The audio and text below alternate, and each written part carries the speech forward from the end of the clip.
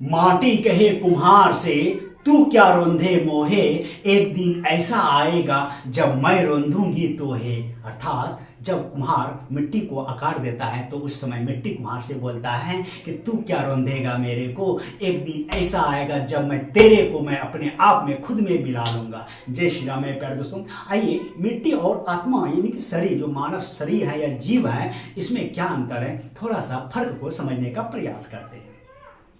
कहते हैं जब मैं मनुष्य के आर पार देखता हूं तो क्या पाता हूं कि वह भी एकमात्र मिट्टी का दिया है, लेकिन वह सिर्फ मिट्टी का दिया ही नहीं, उसमें वह ज्योति शिखा भी है जो कि निरंतर सूर्य की ओर ऊपर उड़ती रहती है।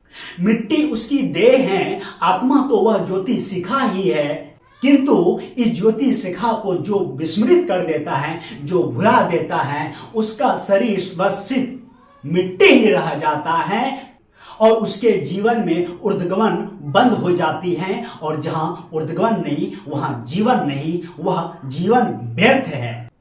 तुम स्वयं के भीतर देखो और चित्त के सारे धुएं को दूर कर दो और उसे देखो जो कि चेतना की लौ है, जो कि ऊर्ध्वगमन आपके अंदर जलती रहती है हमेशा। स्वयं में जो मर्त्य है उसके ऊपर दृष्टि उठाओ और उसे पहचानो जो कि अमृत है। उसके पहचान से मूल्यवान इस धरा पर कुछ भी नहीं है, क्योंकि इस धरा का एक दिन इसी धरा पे रह जाना है। और अपनी पहचान, स्वयं की पहचान पशु की मृत्यु और परमात्मा का जन्म बनाती है। इसलिए इस शरीर को पहचानो, खुद को पहचानो, निरंतर काम करो और जो चीज अपना है उसे बलपूर्वक लो। हम पिछले कई वीडियो में एक श्लोक ज्यादातर हम बोलते हैं और आज हम फिर रख रहे हैं। कहता है शास्त्रवद्भि दृढ़ अभ्यासे प्रज्ञो समन्विते मेरवोपि निगीयन्ते कैव सत्यो रुषे कथा। कहते हैं कि जो व्यक्ति शास्त्र धर्म सत्य के साथ चलते हैं, वो व्यक्ति बड़े उत्साह जोश के साथ काम अगर करता है तो वो व्यक्ति बड़े से बड़े पहाड़ को निगलने की क्षमता रखता है, उसे उलटने पुलटने की क्षमता रखता है। ऐसे ही हमारे दशरथ मान जी थे जो कि पहाड़ के सीना को चीर कर बीचों बीच रास्ता को निकाल लिया था।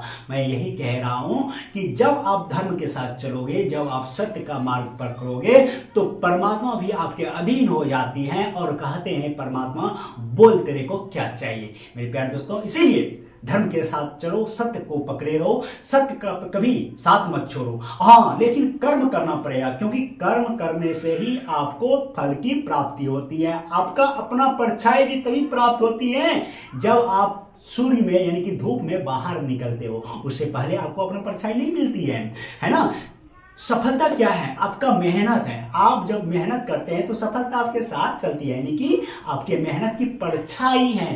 परछाई कब आती है? जब आप खड़े होते हो, अर्थात जब आप दृढ़ संकल्प लेकर के मेहनत को काम को करना चालू करते हो, अंजाम तक पहुंचाते हो, तो सफलता अपने आप प्राप्त हो जाती है। इसीलिए एकदम लगे रहो, डटे रहो, अपने कार्य को अंजाम दो। और कोई भी कार्य अगर ठानते हो तो उसे अंजाम तक पहुंचाने के लिए जो जो साधन की आवश्यकताएं होती हैं, जिन जिन चीज़ों की जरूरत पड़ती है, उस पर फोकस डालो, उस पर काम करो। चाहे वो एग्जाम दो, आप स्टूडेंट हो, चाहे किसी भी सेक्शन में, किसी भी क्षेत्र में आप काम कर रहे हो, इन चीज़ों पर ध्यान डालना बहुत जरूरी है।